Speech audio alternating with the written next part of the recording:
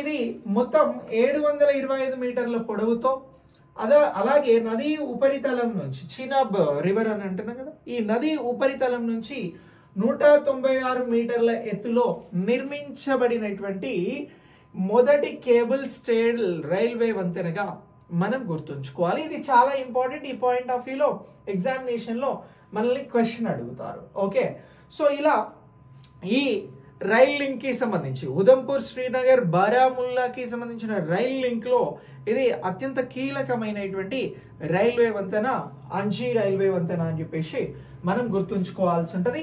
Important, ఇది గుర్తుంచుకోండి. ఇక మొత్తం ఈ బ్రిడ్జ్ అనేది కేబుల్స్ ద్వారా డిజైన్ చేయబడినటువంటి బ్రిడ్జ్ గా గుర్తుంచుకోవాలి.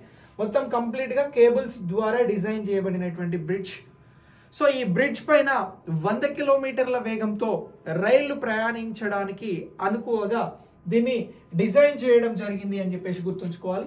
ఇలా ఈ బ్రిడ్జ్ కి సంబంధించి 96 హై స్ట్రెంగ్త్ కేబుల్స్ తో ఇలా 96 హై స్ట్రెంగ్త్ కేబుల్స్ తో ఈ బ్రిడ్జ్ నిర్మాణం అనేది చేపట్టారు అనేటువంటి అంశాన్ని గుర్తుంచుకోవాలి.